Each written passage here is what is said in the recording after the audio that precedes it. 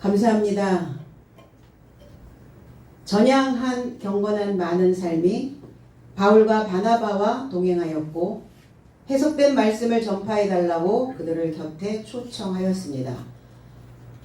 그래서 이 가까이 초청하다라고 하는 이 말씀은 우리에게 주신 보혜사 성령과 같습니다. 그럼 보혜사 성령이 누구란 말인가? 오늘 바울과 바나바가 되는 겁니다. 그러니까 누군가를 가까이 초청했을 때 그에게 힘을 얻는 그 상황을 이야기하고 있는 거죠. 개종한 이들은 보혜사 성령을 초청하여, 그렇다면 오늘 우리도 보혜사 성령을 초청해서 오늘 솔직하게 전하지는 말씀을 내 중심에 저장하고 그 진실된 믿음의 소유자가 되시기를 바랍니다. 44절로 46절. 오는 안식일에도 성 거의 모두가 하나님의 말씀을 듣고자 모이게 되었더라.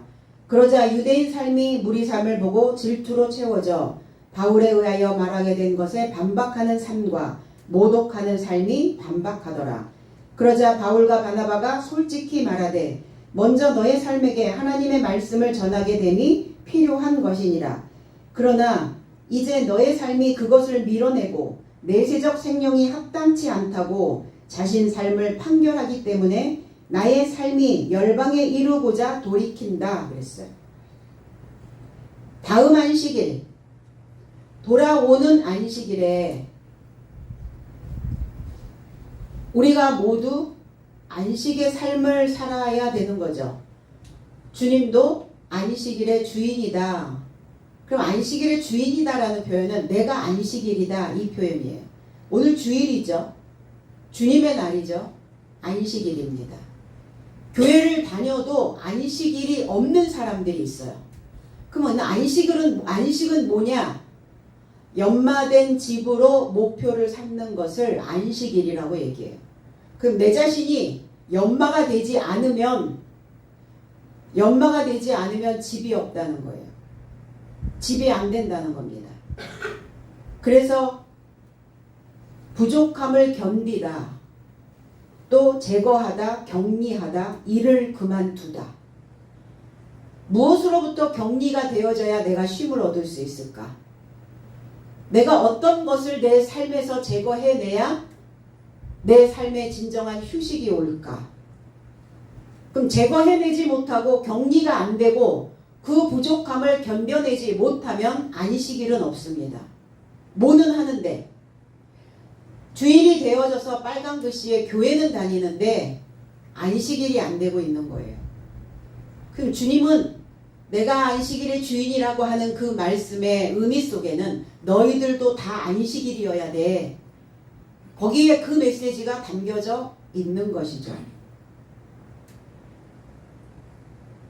세상이, 우리가 살아가는 이 세상은 한시도 나를 가만히 두지는 않습니다.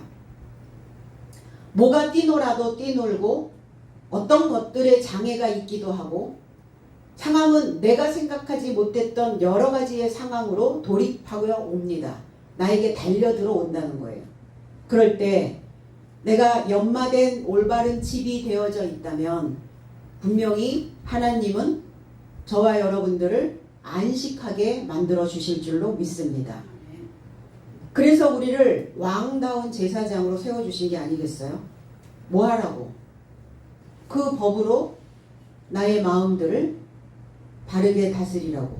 시편 119편 119절에 주께서 세상의 모든 악인들을 찌꺼기같이 버리시니 그러므로 내가 주의 증거를 사랑하나이다 그랬어요. 여기서 버렸다라고 하는 이 단어가 바로 샤바트라는 단어예요. 세상의 모든 악한 자, 세상은 어떤 세상이냐? 창세기 1장에 만들어졌던 그 땅이 혼돈하고 공허하고 그리고 흑암이 깊음 위에 있는 그 상태에 있는 그 세상. 그 세상은 악하다, 불경건하다, 경건하지가 않다. 왜? 채워져 있지 않으니까. 왜? 생각이 혼란스러우니까. 왜? 어두워 있으니까. 그래서 그 땅의 상태는 항상 어떤 문제를 일으켜요. 문제가 없을 수는 없죠. 그런데 문제가 발생이 되면 이 문제를 어떻게 돌파하고 나갈 것인가에 대하여 생각해야 되는데, 문제가 하나인데, 원흉은 하나인데 그 문제에 문제를 또 만들어내요. 이게 세상이에요. 그게 악하다 이렇게 표현합니다. 성경은. 그것을 찌꺼기같이 버린다. 버려야죠. 그 생각들을, 그 찌꺼기 같은 것, 번절하여 있는, 거절하고 있는, 하나님을 거절하고 변절한 생각들이 찌꺼기가 된다는 거예요. 우리의 몸에도 찌꺼기가, 노폐물이 많이 쌓이면 몸이 고단하죠. 그러니까 그러한 것들을, 그 찌꺼기와 같은 그 악한 것들을, 그 혼란스러웠던 그 생각들을 중지시킨다. 그 생각을 휴식시킨다. 그 생각을 쉬게 하신다. 그거여야 된단 말이에요. 내가 어떤 거 하나를 붙잡고 꼬리에 꼬리를 계속 물고 가면 쉬지 못하잖아요. 그거는 문제와 문제를 자꾸 붙이는 것과 같다. 문제에 문제를 더하이는 것과 같다. 그건 찌꺼기다. 그러면 그거는 쉬어야 된다. 그 생각은. 그래서 변절된 마음을 쉬게 하시는, 끝낼 수 있도록 안식을 주시는 거예요. 그 생각으로부터 노임을 가져야 하니까. 그래서 그 증거를, 하나님의 증거를 사랑합니다 이렇게 표현했어요. 하나님의 증거는 뭡니까? 구약에서 하나님이 증거하시는 것은 경고입니다. 왜 경고를 하시는가? 바로 세우려고. 내 마음이 휘어져 있으면, 엎드려져 있으면 못 쉬어요. 그러니까 바로 세워져야, 그때야 비로소 휴식을 갖게 되니까 그 경고를 바로 세워주시기 위한 그 증언을 나의 삶에 넣어주신다는 거예요. 그래서 그 증거로 장식한 자는 깊은 물을 소망하여 길러내게 된다는 겁니다. 우리의 입은 두레박과 같아요. 내 입에서 어떤 물을 길어내느냐에 따라서 길어낸 그 물을 나는 또 먹습니다. 그 우물은, 사실은 그 우물은 맑은 물인데 그 맑은 물을 먹으면서 왜 물맛이 이래? 이러면 내 속에 쓴물이 들어가는 거예요. 야, 물맛이 참 좋다. 이러면 물맛이 뭐 얼마나 다르겠어요? 그런데 느낌이죠. 우리의 마음가짐이죠. 물이 달다. 이러면 나는 단물을 먹게 됩니다. 그러니까 우리의 입에 두레박으로 그 경고를 통해서, 그 말씀을 통해서 내 심령이 바로 세워지는 겁니다. 하나님이 우리를 사랑하는 방법과 내가 하나님을 사랑하는 방법은 달라요. 믿음의 선지자들, 이 시편을 기록한 다윗은 주님을 사랑합니다 라고, 이 아하브라고 하는 단어를 썼는데, 그 사랑은 나를, 하우스에다가 나를 넣어 놓으시고 어떤 비바람도 태풍도 맞지 않도록 나를 보호해 주시는 그런 게 사랑이 아니에요. 이 다윗은 주님의 그 경고를, 주님의 증거를 내가 사랑합니다, 애정을 갖습니다, 이 메시지 속에 나를 밟아 주십시오. 곡식을 밟다, 타작을 하다, 이런 뜻이에요. 그럼 타작을 한다는 건 뭐예요? 쌓여있는 껍질을 벗겨내달라는 거예요. 왜? 다윗도 수없이 많이 갈등하고 수없이 많이 번민하며 그 인생을 그렇게 한시도 편할 날 없이 그렇게 흘러왔던 인생이었어요. 그러니까 뭐 해야 돼요?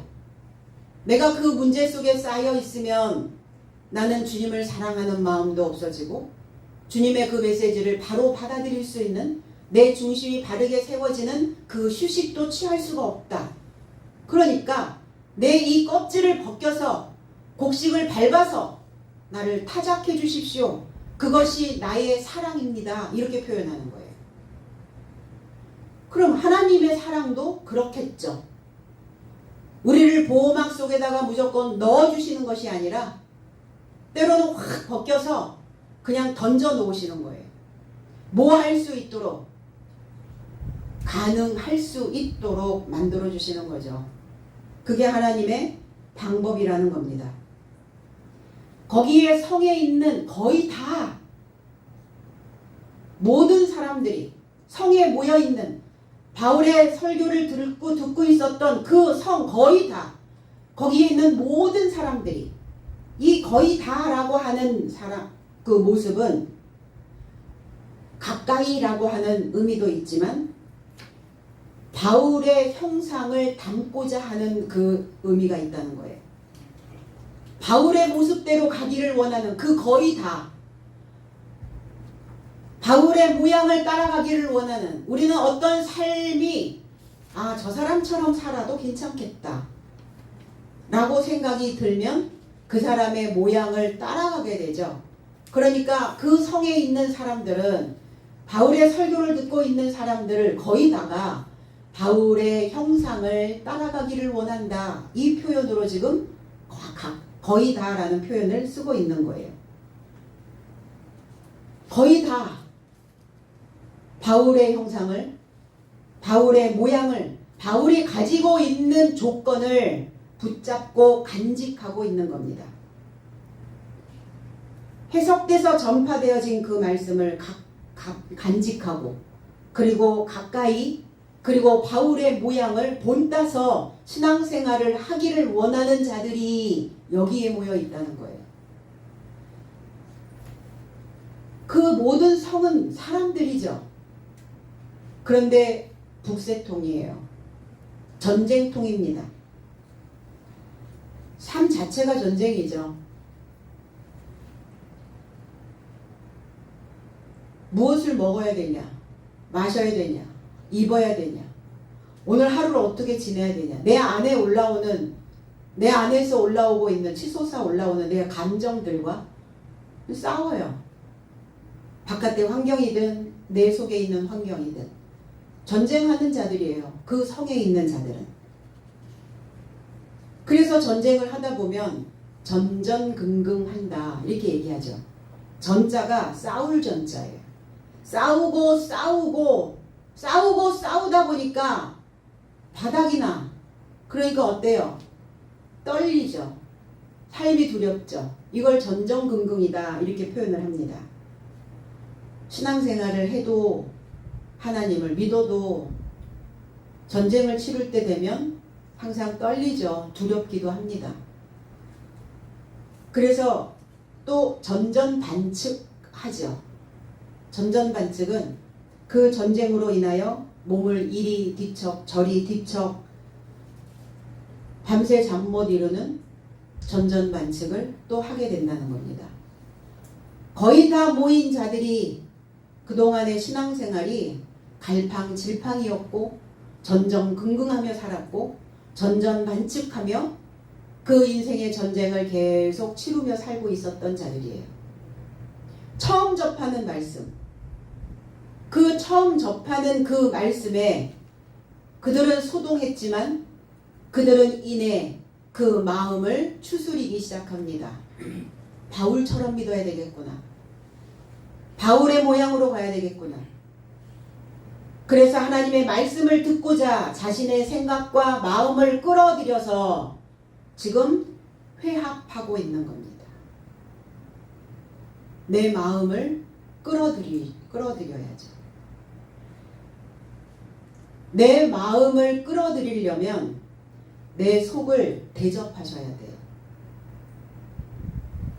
내 속을 대접받지 못하면 속이 말라버려요. 그래서 피폐해지는 거예요. 대접받지 못한 그 사람들의 속이 피폐해지고 황폐하여지고 메말라버리는 거예요.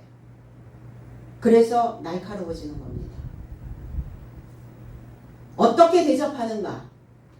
자신을 대접할 수 있는 방법들을 각자 가지셔야 돼요. 어떤 사람은 나에게 좋은 것을 입히고, 어떤 사람은 나에게 좋은 것을 먹이고, 어떤 사람은 나에게 좋은 글을 읽히고, 어떤 사람은 나에게 좋은 글이 들어올 수 있도록 상담을 통해서 소리를 듣고, 이게 다 뭡니까? 때로는 나를 쉬게 만들 수 있는 그 공간을 찾아서 또 나를 대접하는. 그래서 뭐라고 얘기해요, 사람들이? 좋은 공간에 가거나 좋은 음식을 먹거나 좋은 것을 보면 내가 대접받는 느낌이야, 이렇게 표현하지 않나요? 여러분, 오늘 제가 여러분들을 대접하겠습니다. 그래서 하나님의 말씀과 내가 협력이 되어져야, 그래서 내가 그 말씀 안에 머물러 있어야 내 마음은 극진히 대접을 받는 느낌이 들어갈 겁니다. 유대인의 삶이 말씀을 듣기 위해 간절함으로 전쟁하고 있는 무리들을 시기했다 그랬어요. 유대인들이 문제죠. 실존의 출현을 소망하였을 거예요, 그들도. 이사야 선지자의 메시아가 오신다라고 하는 임마누엘의 메시지를 그들은 들었기 때문에 메시아가 올 것을 기다리고 있었을 거예요. 그런데 오늘 바울의 메시지를 듣고 그들이 전향을 하고 그들이 개종을 하고 이러는 모습을 보면서 그들을 질투했다 했어요. 시기가 올라왔다. 시기. 열심이라는 단어예요. 이 젤로스라고 하는 단어 속에서 열심, 당원이라는 단어가 만들어집니다. 그러면 시기가 올라왔다는 건 왜 시기가 났을까? 열심히 하나님을 믿었던 거예요. 열심히 모세의 글을 암송하고 있었던 거예요. 열심히 율법에만 취하여 있었던 거예요. 그러니까 뭐가 안 돼요? 율법의 완성, 사랑이 없는 거예요.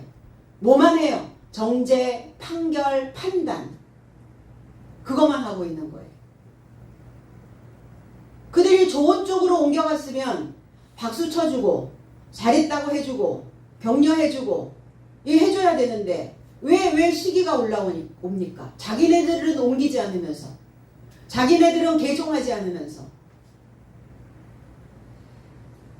로마서 10장 2절로 3절에 왜냐하면 저 삶이 하나님의 열심은 있으나 하나님을 제대로 아는 지식을 좇지 않는다는 것을 저 삶에게 증언한다.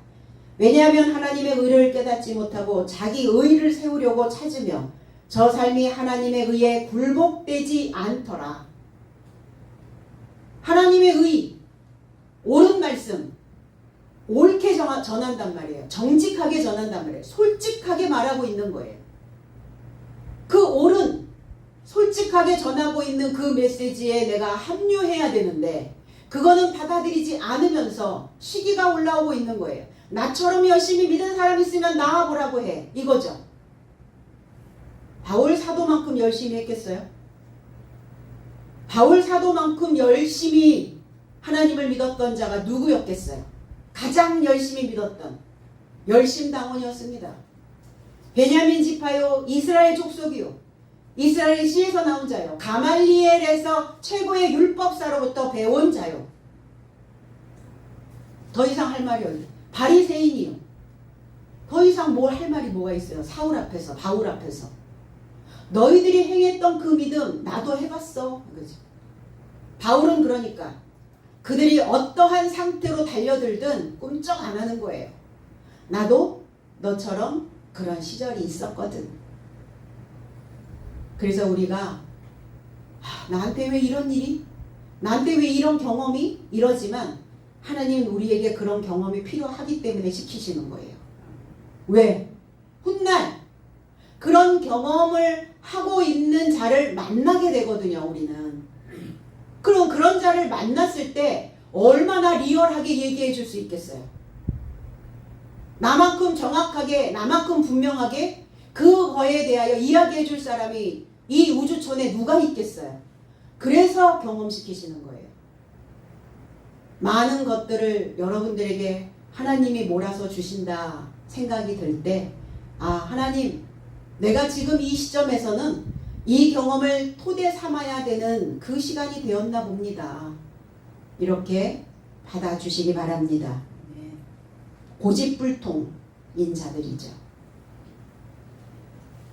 그래서 뭐가 안 돼요? 타협이 안 되는 자들이에요. 하나님의 지식이 없는 자들의 모습, 마음에 독한 시기와 다툼만 있을 뿐 진리에 역행하는 자들이죠. 역행, 역류. 그러니까 내 속에서 역류되어지면 어때요? 다 손상이 입어요. 손상. 왜냐하면 역류되는 그 물은 알칼리성이 아니라 산성이기 때문에 훑어서 올라올 때 상체기를 내요. 제가 이번에 내시경과 대장 내시경을 했거든요. 속을 들여다봤더니 뭐가 저도 많이 역류했었나 봐요. 위에 궤양이 생겼다고 하더라고요. 궤양. 그러니까 그게 해소가 되지 않으면 패이는 거예요. 상처가 나는 거예요. 안 낫는 거예요. 뭐가 계속 역류했겠죠, 저도. 근데 이렇게 궤양이 생겼을 때는 엄청 아프셨을 텐데요. 병원에서 이렇게 얘기해요. 그 통증이 없었거든요, 사실. 통증이 없고 아침에 일어나면 약간의 속쓰림? 그래서 이제 밥을 먹으면 가라앉고 뭐 활동하다 보면 잊어버리니까 괜찮고 뭐 괜찮았었어요. 그래서 흔적이 남는단 말이에요. 아, 예전에 알았던 12지장 궤양, 여기도 궤양을 알으셨네요. 네, 알았어요, 예전에. 그러니까 한번 앓은 상처는 없어지지 않더라고요. 왜 흔적을, 자국을 남기실까? 인생 살면서 그냥 평탄한 그냥 아스팔트 길 쭉 가면 되는데 왜 그래 도로 포장이 안 되는 왜 그런 진흙길 가게 하시죠? 그럼 가면 가는 만큼 자국 남잖아요. 그게 인생의 상처였는데 그 자국을 보면서 그 자국을 남기면서 살고 있는 자들, 그 삶에서 벗어나지 못하고 그 삶이 진행되고 있는 사람들을 내가 어떻게 그들을 치료할 것인가, 그 방법 가르쳐 주시는 것 같아요. 그러면 감사하지 않을 게 없을 것 같아요. 우리의 삶 속에서. 그래서 물 따라, 바람 따라, 하나님의 영을 따라, 하나님의 호흡 따라, 하나님의 그 법 따라 흐르며 유유자적 할 수 있겠죠. 나에게 일어나지 말아야 되는 일들은 안 일어납니다. 나한테 일어나야 되는 일이기 때문에 일어난 거예요. 오늘 이 유대교에 있는 이들도 시기할 게 아니라 바울의 형상을 본받기를, 해석된 말씀을 갖기를, 솔직하게 전하고 있는 그 메시지를 자기의 중심에 두기를 열망해야죠. 열정적인 사람들이니까 하나님에 대하여 열정적이면 얼마나 좋겠어요. 시기와 질투가 많다는 건 열정이 많다는 거예요. 그 열정을 좋은 물로 바꾸면 얼마나 좋겠어요. 그래서 한가롭고 자유롭게 스스로를 평안하게, 스스로에게 휴식을 줄 수 있는 삶이 된다는 겁니다.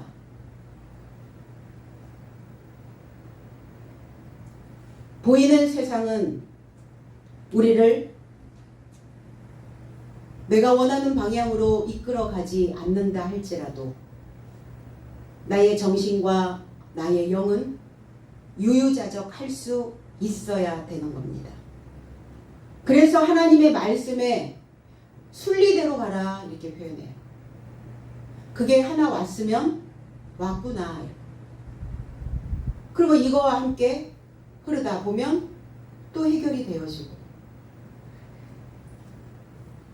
그냥 가만히나 있으면 괜찮은데 변박하고 그랬어요. 좋은 쪽으로 가는 사람들을 그냥 가게 두면 되는데 변박, 비방, 거절, 거스려 말하다, 조롱하는 거예요. 로마서 10장 20절로 21절에 그래서 이사야가 담대하게 말하되 나를 구하지 않는 자들에게 만나 주었고 나를 질문하지 아니하는 자들에게 명백하게 하였노라. 그래서 이스라엘을 향하여 그가 말하되 불순종하고 반박하는 삶을 내가 하루 종일 손을 뻗었노라. 반박하는 백성을 향하여, 불순종하는 백성들을 향하여, 너희들은 나를 구하지 않고 나를 만나주지 않았어도, 나에게 질문하지 않았어도 나는 너희들에게 명백하게 나다라고 말했다. 이 메시지는 이사야 선지자의 말씀을 인용한 거죠.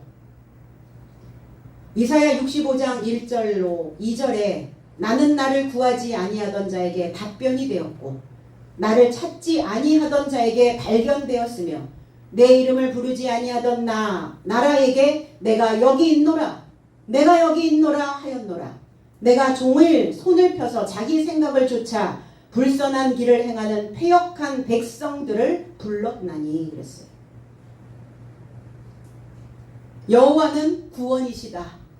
이사야 선지자의 이름의 뜻입니다. 우리는 오늘 내가 나의 이사야가 되어야 될 줄로 믿습니다. 나를 구원해내는 자가 누구겠습니까? 이사야 선지자의 메시지를 통해서 그 말씀의 물에 줄기를 붙잡고 나를 그 물에서 건져내는 겁니다. 너희가 나를 구하지 않았어도, 너희들이 나를 요청하고 요구하지 않았어도, 요청하고 요구해야 되는데 요구하고 요청하지 않았다. 그럼에도 불구하고 나는 너희들에게 답변이 되었다. 내가 너희들을 찾아 나섰다. 이렇게 표현해요. 하나님이 우리를 찾아 나서셨다. 내가 하나님을 찾지 않고 하나님의 답변을 구하지 않고 하나님의 이름을 부르지 아니하였을 그때에 하나님은 나를 찾아 나셔서 나를 만나 주셨고 나에게 답변이 되어 주셨어요. 그 시절이 있었잖아요. 그 시절을 기억해내야죠. 그 은혜를 잊어버리면 그건 사람이 아니라는 거예요. 손을 펼쳤다 하루 종일. 그들에게 법이 없으니까 하나님의 법을, 하나님의 방법을, 하나님의 법령을, 하나님의 힘을 하루 종일 너희들에게 펼쳐줬다. 그들을 비방합니다. 조롱합니다. 악담을 퍼붓습니다. 그러니까 악담을 퍼부을 일이 아니잖아요. 그쪽으로 가면 안 됩니까? 바울 쪽으로 가면 안 돼요? 세상에 절대로 안 되는 일이 있겠습니까? 없어요. 바다를 메꿔서 육지를 만들고 그 다리를 놓고 바닷속에 해저 터널을 만들고 산을 뚫어서 터널을 만드는, 절대로 되지 못하는 일은 살아있는 동안 아무것도 없어요. 단지 시간이 좀 필요할 뿐입니다. 조롱하고 회방하고 악담하고, 이게 히브리어로 넘어가면 할랄이라는 단어예요. 할랄. 모독하다, 욕되게 하다, 얼룩지게 하다, 구멍을 뚫다. 스바냐 3장 4절에 그 선지자들은 경솔하고 간사한 사람들이요 그의 제사장들은 성소를 더럽히고 율법을 범하였도다. 성소를 더럽혔다. 이게 비방한 자들의 모습이에요. 조롱한 자들의 모습이에요. 모독한 자들의 모습이에요. 그 성소인 나를, 그 성소인 하나님을, 그 성소인 사도를, 그 사도 바울을 얼룩지게 만들었다고요. 구멍을 뚫어버렸어요. 구멍을. 폐역하고 더럽고 포악한 성읍들, 평화의 가르침으로 흘러가야 하는 예루살렘이 되어야 하는 상속자들이 하나님의 명령, 교훈 듣지 않고 받지 않습니다. 하나님을 의뢰하지도 않아요. 하나님을 왜 믿어요? 내가 해결할 수 없는 문제가 생겼을 때 하나님을 의뢰하는 겁니다. 하나님 하나님을 요청하지 않아도 답변해 주신다고 하시는데 답변해 주실 것을 믿고 구하는 겁니다. 하나님께 가까이 나가지 않고 그들은 뒷전에만 머물러 있는 거예요. 하나님을 믿는데 하나님은 없는 거죠. 교훈이 없는 믿음, 구멍 뚫린 신앙, 하나님의 법이 담겨지지 않는 거죠. 그러니까 바울을 지금 그들은 구멍을 뚫은 것 같지만 그들은 이미 구멍이 뚫린 자들이에요. 그들이 구멍이에요. 그들이 구멍이니까 구멍을 뚫는 거예요.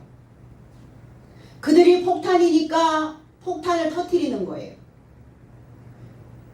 그들이 구멍이 뚫려 있는 신앙 다 새나가는 거죠. 하나님의 말씀이 내 안에 축적되지 않고 저장되지 않고 있는 그 자체가 하나님을 비방하는 자들이라는 거예요. 내가 언제 하나님을 모독했습니까? 언제 내가 그리스도 예수를 회방했습니까? 내가 언제 예수 그리스도를 조롱한 적이 있습니까? 이렇게 우리는 반문할진 몰라도 내가 그 하나님의 말씀을 통해서 구멍 뚫린 것들을 메꿔내지 못하고 있다면, 하나님의 법대로 흐르지 못하고 있다면, 내 마음에 쉼을 가져다 주지 못하고 있다면 하나님 모독죄예요. 바울 사도의 해석된 말씀을 귀담아 듣지 않고 경솔히 행하며 얼룩지게 만들었다는 겁니다. 우리가 하나님을 믿는다는 것은 나의 죄성으로 얼룩져 있는 그 마음을 하나님의 말씀으로 그림 그리고자 하는 거죠. 말씀 66권이 얼룩져 있는 그 마음에, 그 바탕에 그림을 그리셔야 된다는 겁니다. 계시록 13장 6절에 짐승이 하나님을 향하여 신성 모독에 이르고자 입을 열었으니 하나님의 이름과 그의 장막과 하늘 안에 장막친 삶을 신성 모독할 입을 열더라. 바울 사도를 조롱하는 자들이 짐승입니다. 그들이 짐승이었어요. 하나님의 이름, 그의 장막, 하늘 안에 장막친 자들이 누굽니까? 오늘 바울 사도와 바나바죠. 그러면 저와 여러분도 하나님의 이름, 그의 장막, 하늘 안에 장막친 삶이여야 된다는 거예요.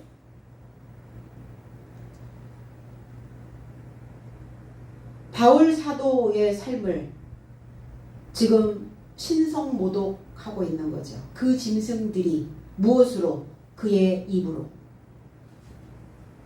저와 여러분들은 하나님의 장막입니다. 하나님의 집이에요. 장막이 있어야 당당하고 하나님의 장막에 거주하는 내 영혼이 되어져야 그래야 안전하고 불안하지 않고 그리고 그 집에 담겨져 있으니 내가 존귀해질 수 있고. 그런데 장막이 없는 자들은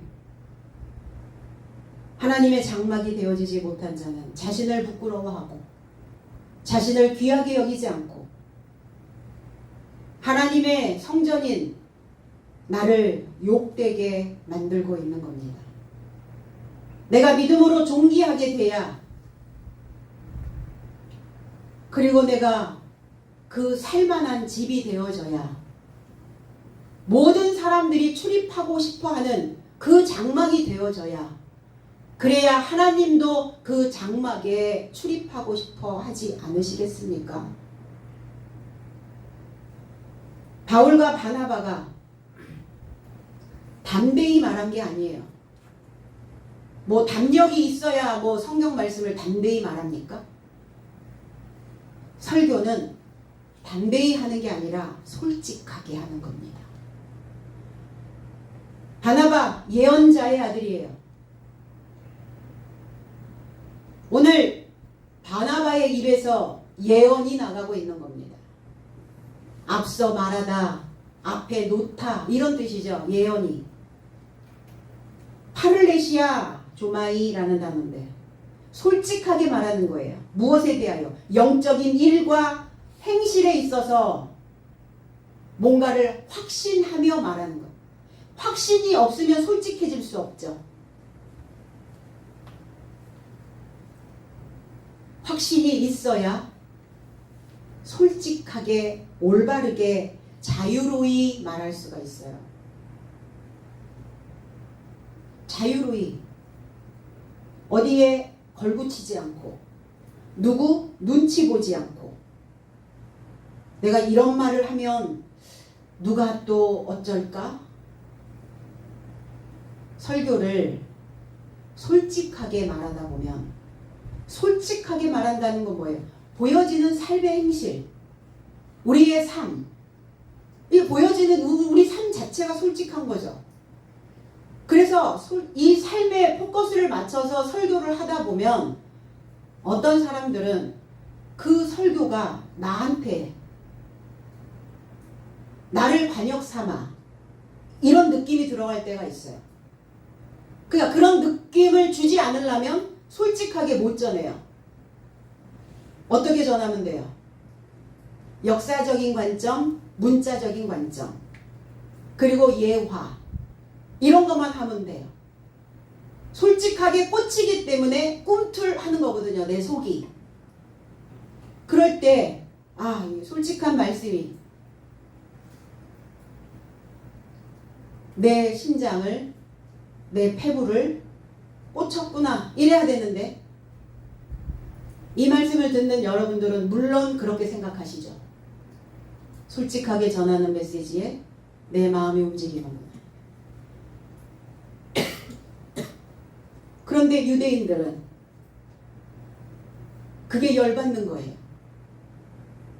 그러니까 열이 많은 사람들이에요. 열심당원들, 열심 믿는 사람들. 그러니까 그런 사람들일수록 뭐가 하나 팍 꽂히면 그냥 폭삭 돼버려요. 와자작 소리가 그냥 쫙 갈라지는 소리가 속에서 나는 거죠. 요한복음 16장 25절에 이런 삶을 내가 비유 안에서 너의 삶에게 전한 것이다. 그러나 시점이 오면 더 이상 비유 안에서 너의 삶에게 전하지 않고 오히려 아버지께 관하여 솔직함으로 너에게 알릴 것이다. 주님은 사복음 안에서 공생의 기간 동안 제자들을 향하여 또 거기에 이 말씀을 전해 들어야 되는 자들을 향하여 비유로 말씀하십니다. 비유는 뭐냐? 예상 문제 주는 거예요. 예상 문제. 솔직하게 딱 직접 문제를 주면 못 풀어요, 문제를. 그러니까 우리는 어때요? 예상 문제 한번 풀고 본 문제로 들어가죠. 그러니까 왜 비유로 말씀하십니까? 근데 이 비유도 배우고 있는 너희들한테 주는 거야. 너희한테나 주지 저들에게는 비유도 안 먹혀. 예상 문제도 쟤네들은 안 풀으려고 그래. 교훈을 직접 던져주시면 어떻겠어요, 사람들이? 우리가 신앙생활 하는데 이렇게 하고 살아야 돼? 이런 고난이야? 이게 보통이야? 이런 훈련이 있어? 겁먹을 거 아닙니까? 그러니까 지금은 너희들에게 비유로 풀지만 어느 때가 되면 너희들이 장성한 자가 되어지면 그때는 솔직하게 말할 거야. 지금은 예상 문제만 풀고, 그러니까 그때가 오면, 그 시점이 오면 내가 솔직하게 가르쳤을 때 당황하거나 난처해하거나 하지 말고 그거 그냥 받아들여. 그런데 왜 이렇게 예상하게 하시나? 어떤 사건이 있을 것을 미리 말씀하시는 거예요. 가장 큰 사건이 뭡니까? 십자가 사건이잖아요. 너와 내가 십자가에 같이 못 박혀야 되는 때가 와. 근데 그전에는 내가 예상 문제 풀고 있다가 이제 직접적으로 얘기할 때가 되면 그때 예상 문제 풀 때 주님이 죽으신다 그랬지. 십자가에 못 박히신다 그랬지. 아, 그러면 나도 같이 십자가에 못 박혀야 되는구나. 나는 죽고 그리스도로 살아야 되는구나. 나의 옛 생각은 죽고 나의 새로운 생각들이 나와야 되는구나. 낡은 장막은 버리고 새 집 지어야 되는 거구나. 남의 집에서 사는 게 아니라 내 집에서 살아야 되는 거구나.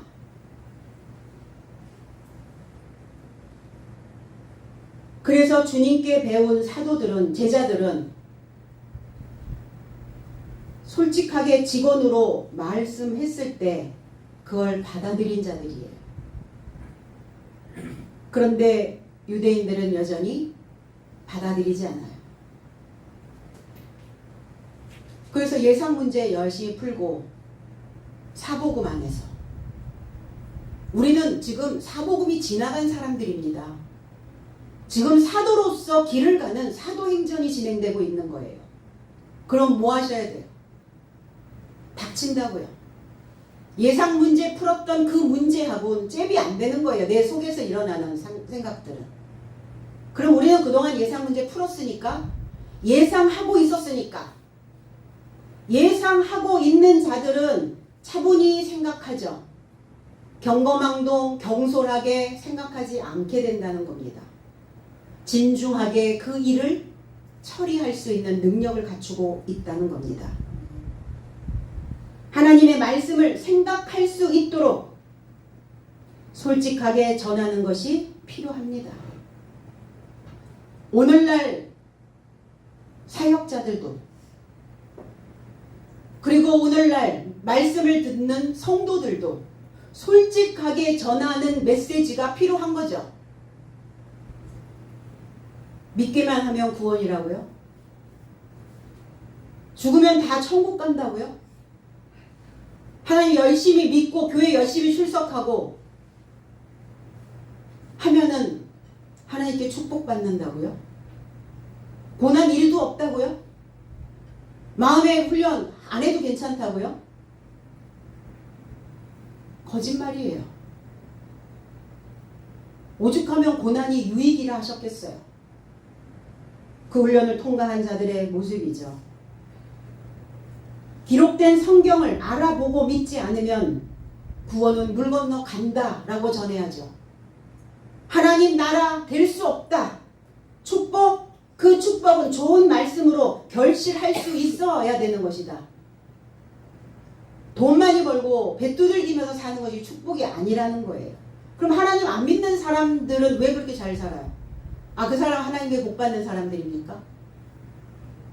그럼 하나님의 축복이 그런 거라고 그런 쪽에 포커스를 맞추면 그럼 안 맞잖아요. 하나님의 복하고. 우리 열심히 믿는데 왜 그런 복을 못 받습니까? 왜 광남에 빌딩 한 채 안 주시는 거예요, 하나님이? 축복은 좋은 말씀이란 뜻이에요. 솔직하게 말하는 거예요. 너희가 버렸다, 거절하였다, 밀어냈다. 너희들이 밀어낸 거야. 너희들한테 먼저 이 말씀이 전해져야 되는데 너희들이 나를 밀어낸 거야. 로마서 11장 1절로 2절에 그러므로 내가 말하노니 하나님이 그의 백성을 밀어낸 것이냐? 그렇지 않다. 나도 아브라함의 씨에서 난 자요 베냐민 지파의 이스라엘이기 때문이다. 하나님은 예지하신 그의 백성을 거절하지 않았으니 너의 삶은 성경이 엘리야 안에서 무엇을 말하는지 알지 못한 것이냐? 저가 이스라엘에 거스려 하나님께 말하였다 그랬어요. 바울 사도가 얘기하는 거예요. 내가 어떤 사람인 줄 알아? 나 사울이었어. 난 베냐민 지파였어. 그런데 하나님께서 나를 밀어낸 거냐? 하나님 나를 밀어낸 적 없어. 너희들이 지금 나를 밀어낸 거지 내가 너희들을 밀어내고 있는 건 아니야. 바울 사도는 그렇게 말씀하고 있는 거예요. 엘리야 알지? 엘리야 선지자. 엘리야 선지자가 어떠하였냐? 바알 선지자들과 450대 1로 싸움을 벌입니다. 갈멜산 결투. 450대 1로 시험하여 결국은 엘리야가 이겨요. 승리는 했는데 결과는 어땠어요? 이세벨에게 쫓기는 신세가 되었어요. 그러니까 엘리야는 주여 저들이 주의 선지자들을 다 죽였고 희생제단을 부쉈고 그리고 나만 남게 되었는데 저들이 나의 목숨을 찾습니다. 그럼 하나님이 엘리야를 이렇게 쫓기도록 밀어낸 것이냐? 아니다. 하나님의 응답은 바알에게 무릎 꿇지 아니한 장성한 7천을 내가 너에게 남겨두었다. 7이 뭡니까? 맹세하다, 완전하다, 천, 배우고 교육하다. 배우고 교육하여 맹세에 도달한 자, 장성한 자를 남겨두었다. 그가 누구였느냐? 그리스도입니다. 그가 누구였느냐? 바울과 바나바입니다. 그가 누구냐? 오늘 이 말씀을 듣고 있는 저와 여러분들입니다. 이 7천이 잠자는 삶의 첫 열매인 예수 그리스도, 그리스도와 더불어 1000년 동안 왕노릇하게 될 자들을 7천, 바알에게 무릎 꿇지 않고 입 맞추지 않은 자, 바알의 메시지에 포커스를 맞추지 않은 자, 그리스도와 사도들이 전하는 그 말씀과 그 입과 입 맞춘 자. 하나님은 끝까지 함께 가자고 하시는데 그 본성의 짐승들은 하나님을 밀어내고 하나님을 거절하고 있었다는 거예요. 너희들이 영생에 이루도록 가야 되는데, 영생, 살아있는 영에 도달하도록. 그런데 배우고 교육받지 않고 있으면서 그 설교가 합당치 않다고 스스로 판결하고 있도다. 내 설교가, 바울의 설교가 너희들의 입맛에 맞지 않다고 너희들은 지금 너희 자신을 지금 판결하고 있는 것이다. 그러니까 너희 스스로 너희 자신들을 지금 단죄하고 너희 스스로를 벌하고 있는 것과 같다. 스스로 나에게 벌을 주고 있는 것이다. 그래서 바울과 바나바가 그리고 그리스도께서 이방인들의 삶을 향하노라. 열방들의 삶을. 갈라디아서 3장 14절에 예수 그리스도 안에서 아브라함의 복이 열방에 이르게 하려 함이요 우리가 믿음으로 인하여 성령의 확실한 소식을 받게 하려 함이라 그랬어요. 아브라함의 복이 무엇입니까? 하늘의 별처럼, 땅의 모래처럼, 바닷가의 모래처럼 많은 자손, 많은 부. 그게 아브라함의 복입니까? 아브라함의 복은 성령의 확실한 소식을 받는 게 그게 아브라함의 복이었어요. 연결된 소식, 에판겔리아, 복음, 그것을 성령 세례라고 하는 거예요. 복음을 받는 게 성령 세례입니다. 사도들이 오순절 성령 세례를 받았는데 그 성령이 뭡니까? 연결된 소식이었어요. 그런데 이방인의 삶에게 주시기로 아브라함과 그 언약한 확실한 선물이었다. 나는 그들을 향하여 갈 거다. 이방인들을 향하여. 차라리 아무것도 없는 자들이 낫다는 얘기예요. 어설프게 앓으면 뭐하지 못하니까, 혁명을 일으키지 못하니까. 하나님은 이방인들을 향하여 가다, 이 향하다라고 하는 단어, 스트레포, 바꾸다, 반대로 돌다. 지금 생각하고 있는 그 생각이 뺑뺑뺑 돌고 있다면 반대로 돌리시기 바랍니다. 그게 바로 혁명이에요. 이방인들의 생각들을 혁명시킬 수 있도록 난 그들에게 갈 거다. 오늘 우리는 솔직한 성령의 확실한 소식을 통해서 아브라함의 복이 여러분 각자의 삶 속으로 들어가서 오늘 나의 삶과 나의 신앙의 믿음의 혁명을 일으키시기를 예수 그리스도의 이름 안에서 축복드립니다. 기도하겠습니다.